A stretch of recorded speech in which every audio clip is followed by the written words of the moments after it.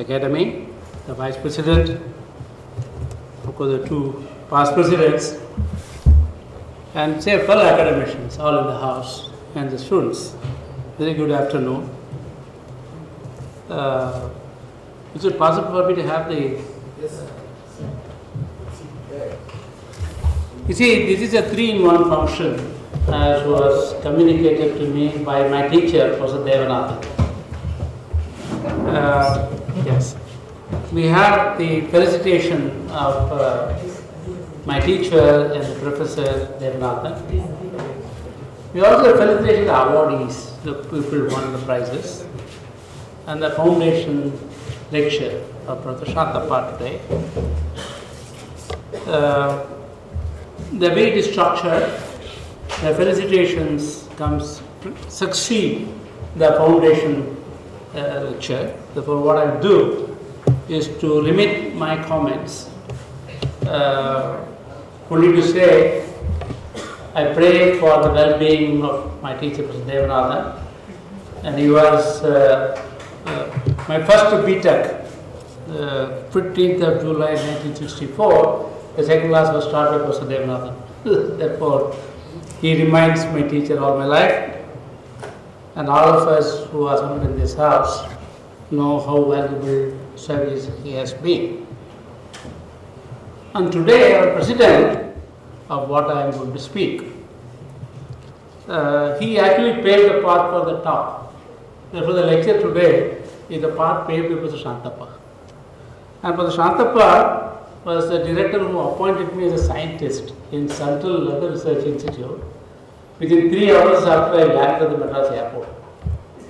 I landed at the Madras airport at 7 o'clock in the morning, and 10 o'clock he appointed me as a scientist without application. Therefore, my life, professional life, has actually been seeded by Professor Santappa. Therefore, when Dr. Muthu asked me to deliver this first foundation lecture, I considered my duty. There is something I value in that person, and he was our director of the Leather Research Institute. So Professor Muthu and I go deep down in time. When I was doing PhD, I was an MTech student. Fortunately, they didn't drag me at that time. I need to pave a path. Not in the celebration of what was done, but how it opened the path for others to follow. And if I have to say that this is a great contribution which has paved the path for others to happen, some young people are going to ask, what have you done? So I have to be accountable to that particular answer. So in this component, a small part of the overlap of the work done by Dr. Santappa and our group, I will capture today as a part of the anecdotal story. The best way to honor a scientist is by recalling not the work done, but really refreshing ourselves with what followed subsequently and what is bound to happen in future, not has been done yet. So this particular talk is really pushing forward the paths paved by Professor Santappa. Is not to take you through the slides, and it was our president already introduced the academic profile of our celebrated leader. But I will capture quickly the profile for the sake of the younger people in the audience. Usually, he shares the birthday with the Gandhiji's birthday, 2nd October. That itself doesn't happen to everybody. It happens to very few. Distinguished chemist, and of course, as was told you, double PhD. He had a PhD in organic chemistry, physical chemistry, I think he mastered chemistry as a whole. He was, of course, in Madurai, then he came back and built this department, and he became the director of the Leather Research Institute in 1973, and by the time I had just gone to do my PhD in England. So the vice chancellor of 2 universities, Venkateshwara and Madras, and he is renowned, truly renowned and remembered for his path-breaking contributions in polymer, coordination chemistry, which included reaction dynamics, leather science and technology, as was pointed out to you earlier, catalysis, and this question of environment and energy technologies. In the fact that Professor Madhamodu said the Department of Energy itself was founded during this time, tells you how does it connect to those specific projects. To me, the best tribute to such a great leader is to really keep pushing the path he paved and not become a terminus, but a path ahead. And he was a significant contributor in the world of polymer science, and he probably built the first polymer school in the country. And he did not stop with science but went to technology, and was pointed out earlier, a pioneer in the graft copolymerization of acrylic monomers onto biomaterials, which are found today applications in dentistry, the leaders who spotted this whole base of polymer science. Is putative in inorganic chemistry. I would consider it physical inorganic chemistry. I remember his, in those days, if somebody won the Bhatnagar Prize, the awardee after the announcement is supposed to deliver a lecture in CSIR laboratory, and I was a student at that time. I was a BTech student at that time. And he gave the lecture and his Bhatnagar Prize related work in Santappa Institute. It was a 68 prize. CSIR took a little longer time, maybe 2-3 years of waiting, and it was given to him at the time. It was the second Bhatnagar Prize winner of chemistry in the city, first one by the Goindacharya. And his lecture had a very strong component of thermochemical equilibrium and the reaction dynamics. Renowned director of the institute, established strength in polymer science in footwear, and a member of the academy itself. Therefore, there is it's only fair that we pay tribute to our own founders. He, in my opinion, established the first rigorous school of polymer science research in this, and his key contributions in the polymer domain, as I said earlier, grafting of acrylic monomers, kinetics and mechanism of vinyl polymerization, or the influence of various thermal and photocatalysts, synthesis of precursors for carbon fiber. Carbon fiber has got in his own group. His contribution in physical inorganic chemistry, which has a small overlap between the work I had done along with his students, is the first ever demonstration of the kinetic lability of chromium-3 and an aqueous chemistry of chromium-4 unknown before to the world, and an anion can replace another anion through a frontal attack. For the sake of the younger people, I will communicate an anecdote. I entered the lab on the 15th of January 1973. It was a long time doing PhD. How this guy knows incapacities, and he's out in the first hour, he says you do a long time for PhD. I said, well, why? Because chromium reactions are very slow, and you need a long time to make observations. So it's a very kinetically inert ion. So you'll be here for a long time. It was the first hour on the first day. And I told myself that I will change it. But decided not to do that as a part of the PhD. Okay? I decided to do that on the 7th of February 1976, the day I was appointed direct scientist of the Central Institute by Professor Santappa. It was done in this place. So the first ever demonstration of a chromium-3 reactions, at that time we had to devise an instrument to make measurements. So I went to Professor Santappa and asked for 50,000 rupees. See, fortunately I joined in February. February the directors have some money, I don't know how to spend the money before the March check. So I asked Professor Santappa 50,000 rupees. He said, look, I have only 30,000. Will you be able to do that? I said, give me that some money at least. So we built the first soft-close spectrophotometer in the Leather Research Institute with 32,000 rupees. Other 22,000 came from my salary, which was 1450 per month. Now this, today most young people don't know how the science was done during the time of Ramakrishnan or was it Devanathan with practically no money. There was a no money research. Now in this area we had collaborated on thermodynamic equilibrium, and complex equilibria, not simple ones. And therefore, I am going to narrate to you some of the anecdotes of those areas of pushing the part-2b the way of Professor Santappa. It's not the work of others, it's my own work, which has been done with or without the collaboration with Professor Santappa in different times. When you're looking at this polymer science, as you know, nature makes polymers. Man makes polymers, polydispersed. It is never, the molecular weight is not constant, the distribution of molecular weights and sizes. The question is, can a man design a process for making monodispersed polymer? That is the question. So many biopolymers are monodispersed, and majority of the man-made polymers are polydispersed. There are molecular weight range. So you'll talk about a range of molecular weights, you talk about different molecular weight descriptions for the same molecular system. Now, we ask a question, it was 1993, long after our collaboration with Professor Santappa. Is synthesis of monodispersed polymer in a laboratory feasible? Is a question. So what we decided to do is to take an acrylyl chloride, react with the polyethylene glycol, L contents, and produce a monomer which has acrylic component and a hydrophilic site of polyethylene glycol. So put it in water, it will assemble, it will organize into a micelle system. Because of the hydrophilicity of the polyethylene glycol, it will see water.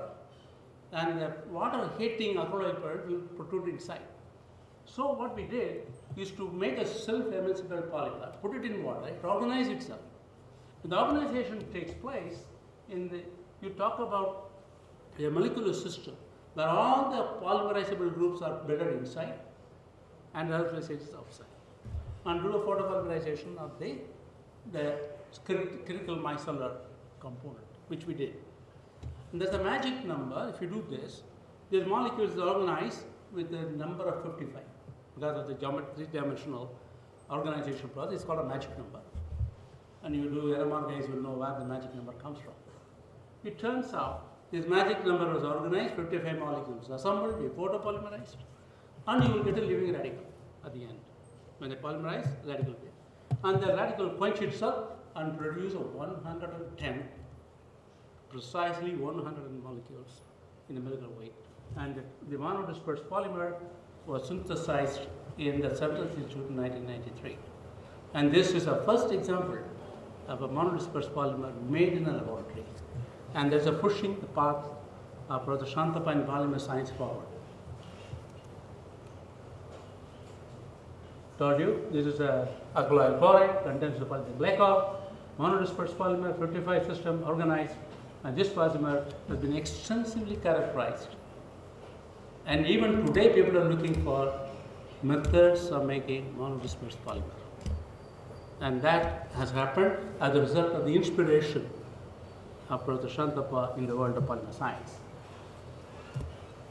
Now, he done this polymers in this area. When you make the phenol formaldehyde resin, which is used commercially, you will recognize that there is many applications. In leather, there is an application of fiber compaction. The belly portion of the skin is loose, but the back portion is tight, compact. But you want the leather to be compact around. So what you will do, you will treat the leather with the phenolic resin, which will compact the loose portions. That's how leather is made. But if you make a phenol formaldehyde resin and use it for filling the leather, what will happen? It will undergo photooxidation and it will get discoloration. And to make the phenol formaldehyde resin to be applicable in used water, they will sulfonate it. Then it will resemble the structure of dye. It will cost more money to do dye of a leather tanned with, treated with phenol formaldehyde resin. The question therefore is, he is one of the important leaders of India in photochemistry of his time. So how do we manage these photochemistry principles? and produce a material which is ahead of anybody else. So what we did was to really can phenol formaldehyde resin be made photoresist and will not affect or decrease the color yield when you apply it on the space. What I have known how to use chromium. Chromium is known, could be used to quench an excited state. Chromium can be used to quench an organic excited state and through an energy transfer process. So could the chromium 3 center built into this phenol formaldehyde resin framework and use that as a quencher so that no photooxidation will take place. That was done, and the photoresist was done, electron transfer process was arrested, and we were able to produce a product which is photoresist and using chromium as a energy transfer quencher. And we also decided to integrate into this support system aluminum with a higher cationic potential, therefore the dye yield will go up again. The Pushpa, today there is a synthetic tanning agent. One is based on aluminum, other aluminum and chromium together with no international equivalents in the world. Even today it's produced in Madras and sold in Europe. And it is a market share is 90% plus. That was developed in this process. It has been designed, delivered, and commercialized. It took us 1.7 lakhs to develop the product, and it was a time in the 80s, and we got at that time a sale price of 35 lakhs. So it was a reasonable investment in research.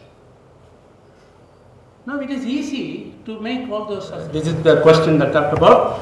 They take this phenolic resin. This group, active methylene group, is the one that undergoes oxidation. It forms quinone and causes discoloration. So what we did was to produce what we did for commercial space. Obviously, I cannot discuss science and chemistry in public space because it's a commercial space. What we did was to really prepare mimic the system and establish the concept. So we take a salicylic acid and it has a COOH group in this process, and you condense it in the phenol formaldehyde, you produce a dimer, and then react that, compress with the chromium. So you get a chromium adduct of a salicylic acid moiety. You shine light into the phenolic group and monitor the formation of the doublet of the chromium. You are shining light in one place and observing the effect in the chromium part. And they come from a completely different spectral region, and this was demonstrated that this concept is actually working. And then the photochemical quantum yields, and this was done through a doctoral study to establish that the concept that we did, pushing the path forward, was possible. Now, talking about his work on chemical dynamics, I talked about some polymer-related work. Let me now talk about physical inorganic chemistry with a focus on chemical dynamics. So that's an area where I have myself done some of my own work. It has been anecdotal. And if you're looking at this, he was one person who read about the chemical kinetics, used to make measurements of entropy, enthalpy calculations. I remember Dr. Because of these entropy, enthalpy issues, in the days when Professor Santappa was doing science in the world, it used to be said an anion does not displace another anion directly. Reason here, an anion is present, surrounded by it is water structure. So if the anion, both bound anion and free anion, are surrounded by solvation systems. So if they have to replace each other, the solvent restructuring will have to take place. There's an entropy issue.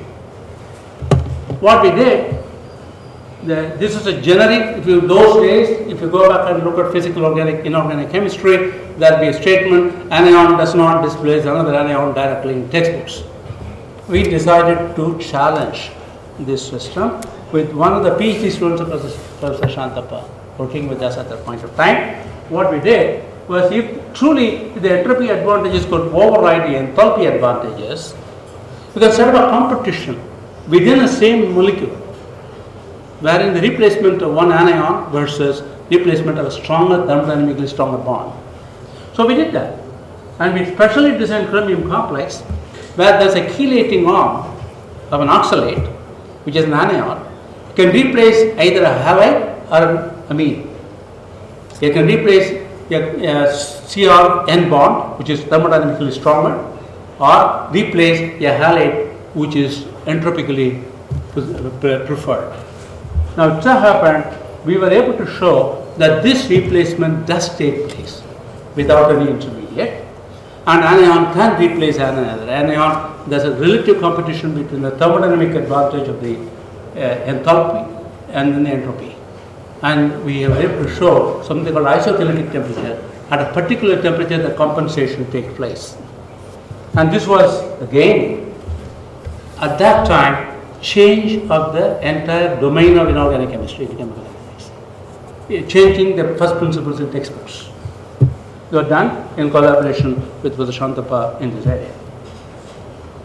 Now, what we did was we prepared aluminium-3, as you know, as a non-transition element. So aluminium will react quickly and come away quickly. It has no strong bonds.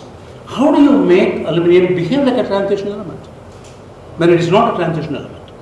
So that, as you know, aluminium can bind to certain intense ligands with the charge transfer process. If you are going to flow charge transfer density into the non-bonding electrons, you can really split the energy levels of 3s, 3p and 3d. So you create a pseudo transition metal behavior by driving charge transfer process, which we did, and developed a product which is not reversible. And aluminum starts functioning as a pseudo transition element. And this was prepared. It's a polymer. You created an entropy advantage on a polymer framework. Aluminum will not come out. And this is a product which had, again, no international equivalents. Stabilized. It's in commercial space even today, after 35 years. Now the question of how do we prove that a D3 ion can be made behave like a Laval ion. The D3 electronic configuration has what we call a stabilized ligand field. I won't bore you with the details of those. The reactions are slow. It's inert. Cavity is smaller than the cavity of the size required for chromium, slightly smaller. So chromium stayed above a plane, distorted the structure and made the reaction fast take place in millisecond time space.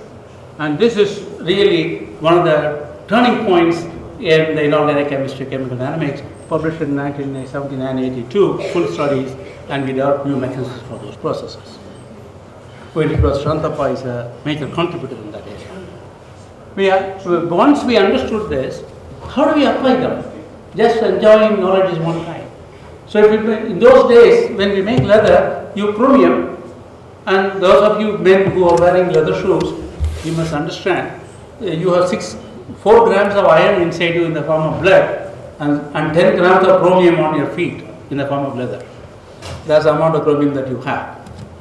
Now, when you use chromium to make, 1 gram of chromium you use, something like a 0.7 will go inside the leather, 0.3 will go outside. So when chromium tannin was discovered in chrome pet, they must have discharged a lot of chromium in chrome pet. The 1912 discovery. The question is, how do I ensure that the chromium is not wasted? So what we did was, looking at this chromium discharge material, what is not taken up by the skin, look at the structure of the main components which are left out. And this was the compound. It's extremely labile, it has no affinity, and with the crystal structure on those. And it is one thing to know. So what we did was to go back and look at the manners in which the formation of this compound can be completely averted by a chemical insight, which it did. As a consequence, today the compound which is totally absorbed by leather during tanning process was discovered and developed only in India. It was not done anywhere else. Unfortunately, this is one of the successful cases of a successful operation where the patient died, because the company got closed and the technology was delivered.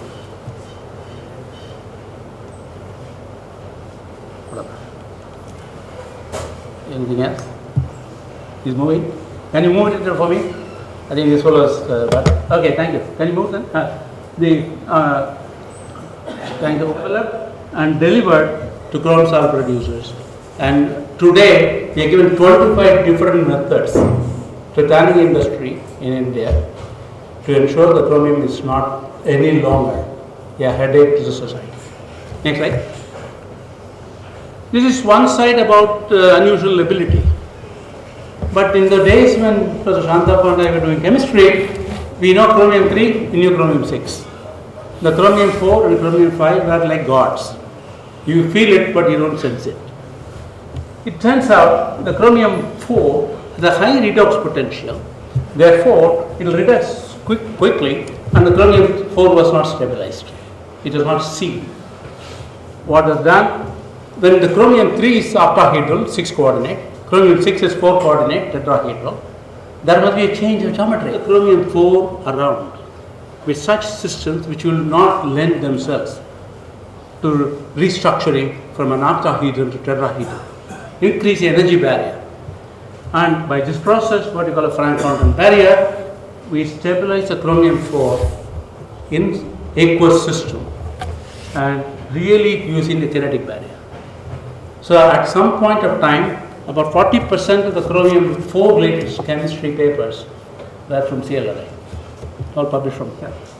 So the chromium 4 was stabilized in aqueous chemistry and probed latest systems, and it was, some friends of mine used to call it a Ramasami state of chromium. But this was a chromium 4 stabilization, pushing the path forward again.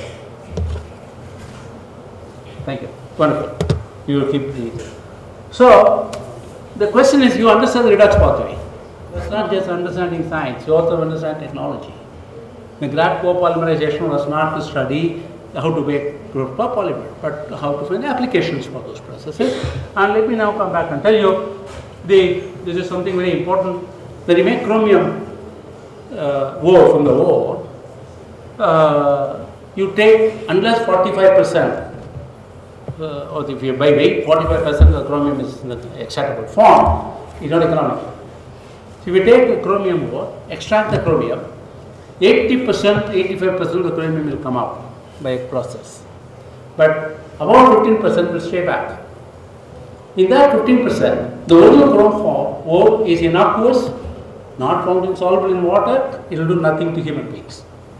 But when you extract it, you oxidize it, remove it, and there will be some 15% left out. In that 15%, about 15 to 20% is now toxic form.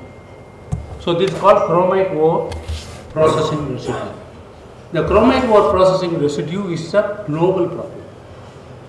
It has not been solved yet. And I just come back from Ranipet this afternoon. Ranipet is a sitting bed of the chromite ore processing residue problem from Tamil Nadu chromite, not from the other industry. Now that chromite ore, the general tendency in the world is to immobilize the mobile chromium. Certain portion of the chromium 6 is mobile form. After it is extracted, the chromite ore will have chromium in a mobile form. They will reduce it to the iron and produce this. Now, when they dispose it, chromium, mobilize 100% of the chromium. So, what is discharged and no chromium at all. So, we have an international patent, selective removal of chromium from the chromite ore. So, the chromite ore process residue is no longer an environmental problem. We have an international patent on this. I told you about this chromium discharge processes, eco-threat of lead chromates. And when you make chromite ore, remove the chromite, you will subject during the mining process, subject to heat. Some chromium 3 is present, the chromite ore, the chromium 3, will get oxidized with chromium 6. Now people will react to iron 2 and reduce, but iron 2, you have to produce proton and an electron together. What we have done, you remember Kadukai, you call it Kadukai. Kadukai gives both proton source and electron source. And iron gives one electron, Kadukai gives 24 electrons. Therefore, we have now a process where we treat this with Kadukai and the problem is one for all solved. And this is in commercial use in data science today in the mining process. We have again a global patent on those. So the pushing the frontier of knowledge through discovery processes, discovery and valorizing knowledge through innovations, these are the 4-dimensional changes in the modern science. I can push the frontier, I can deepen, strengthen, and of course, you can do some areas of applications. Things like white revolution are in applications. And what Ramanujan did was pushing the frontier of science. We have to position ourselves very carefully in this. And those of them who push the path forward do lateral process, which is what I think the pushing the path forward is what the typical this process here is. And let me now leave some thoughts with you about how do we push the frontiers of science in which Professor Santappa had laid the foundation in the past, in the future. I am not in the past. Next slide. That is looking at the path-breaking science and technology domains of interest for the Santappa's spirit. You take catalysts. Most of the catalysts that are used, not recovered, not recycled, and they use as noble metals. The question here, can I build, if it is a noble metal base, recovery and reuse is important, recyclability. Can I have non-noble metal catalysts? These are all dimensions of research today on a world platform. When we talk about recovery recycling, that is a part of the sustainability of not the chemical industry, but sustainability ecosystem itself. He talked about polymers, conformational isomers. You take the biopolymers, all proteins are made up of L amino acids. All carbohydrates are made up of D. So nature has selected the laboratory dexterity process of polymers. And no matter how much polymer we synthesize, 95% of the polymers are all the biopolymers. And we are throwing them out. Leaf falls off, we throw it away. This question here, can I bring about a colossus conformational change? Can I design a catalyst which will flip the left-handed to the right-handed, right-handed to the left-handed? But here, new path forward, not hitherto done by anybody else. Something that Professor Santappa's spirit will bless us. So, colossus conformational change used designing a catalyst for us. It is possible. Next slide. Now, new routes for monodispersed polymers. I have shown one example, little example. That was the only paper I published in polymer was this, monodispersed polymer. But there's a plenty of opportunities in terms of new, better control and shape and size on functional performance. Biopolymers are smart materials with the desired properties as membranes. But today, the energy-intensive environment treatment systems are not viable. You have to look at membranes as the key in future in terms of looking at smart applications for recovery of noble metals, for energy efficient and selective emitters. And that's an area which I think my friend Dr. Murugan is the head of the polymer department. I think he has to look at the spirit of Professor Santappa in the kind of work that polymer physics might possibly do. Next slide. We talk about solar energy. Most solar energy materials you use for photovoltaic or thermal. So the materials which are efficient in heat recovery are poor in the light energy harvesting. The materials which harvest light degrade when there is a heat. That's a contraindication. There's a window of opportunity to have materials both harvest light and heat at the same time. And that requires a very different type of design of a material system. Contraindications or harvesting efficiencies is a huge challenge. That's an area that pushing the path forward becomes feasible. And look at the photovoltaics for cost, efficiency, life, energy viability. Most of the photovoltaic materials that people celebrate, you make the molecule, make the material, you spend energy. Take crystalline silicon. The energy spent in making the crystalline silicon, you need to operate that for 3 years to recover that energy. I'm not talking about cost, I'm talking about the energy recovery. Therefore, this question here, because when you make a highly ordered system, it is energy demand, energy intensive. Therefore, this question of energy viability of solar energy materials is a new demand class. Right? So, path-breaking biodegradable polymers are there, but out of reach for many. So, how do we ensure the biodegradable polymers which are in the reach of many the people? See, the true development, I was telling somebody was telling yesterday, the true development of a country is not to ask whether poorer people are able to afford cars. True development is whether the people who have enough money for buying a car go by bus. But that's a true development, really. That's a question that is necessary in this instance. Next slide. So, path-breaking designer membrane for energy and economic viability, Tamil Nadu has chosen to establish zero liquid discharge. Evaporating is huge and is not energy viable.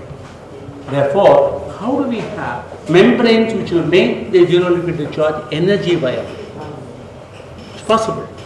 From the reverse osmosis, forward osmosis. How do we get that processes? And therefore, zero liquid discharge in the service river, he rests in the path-breaking research on membranes. Next slide.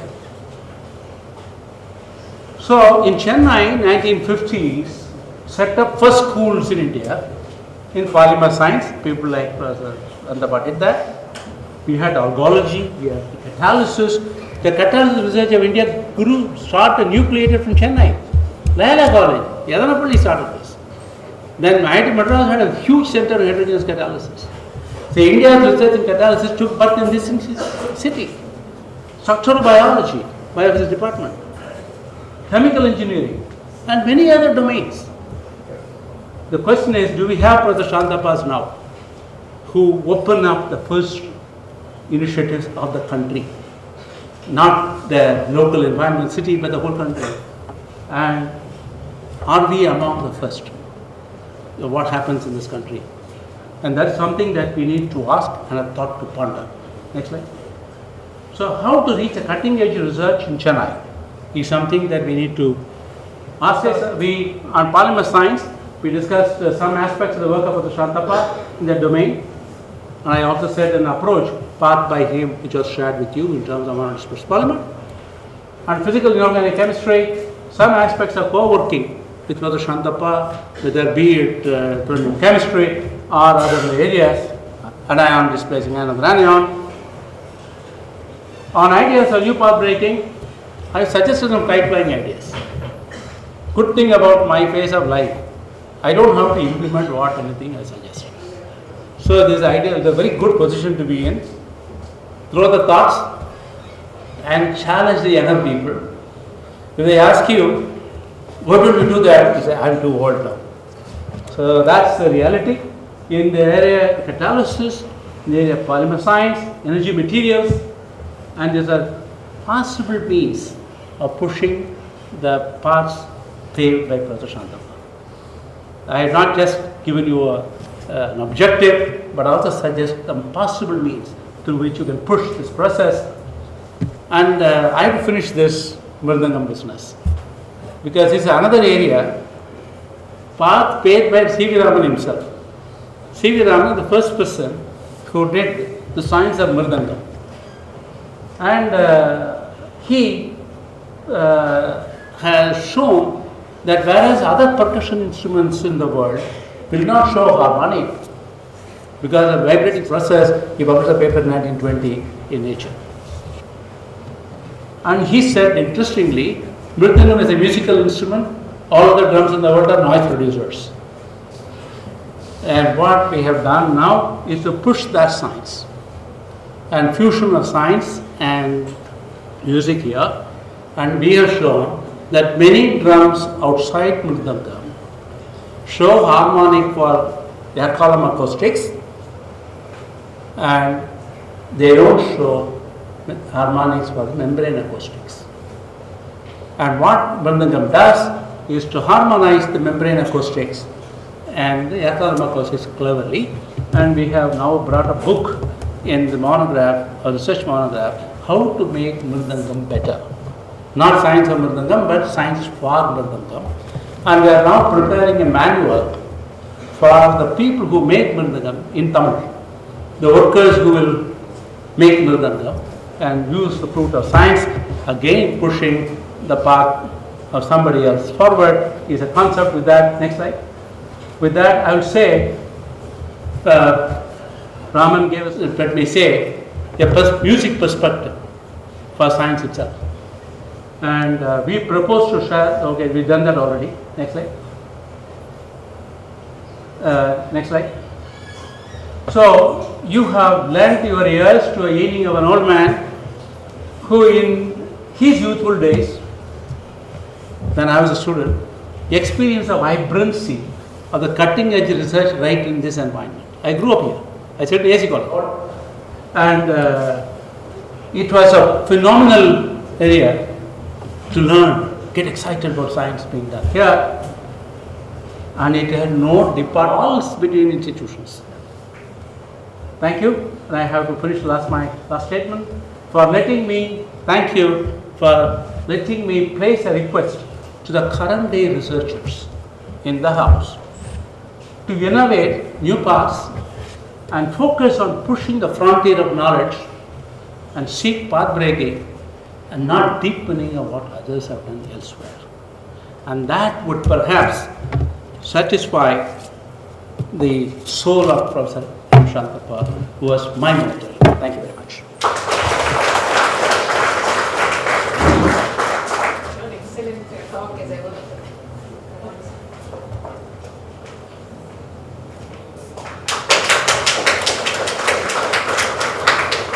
I now request you, ma'am, Ms. Nanda, to honor Dr. T. Ramasami with the shirt.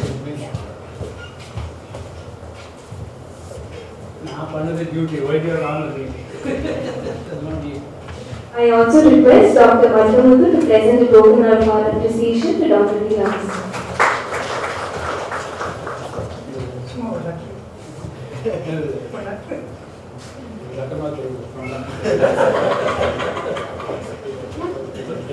Letter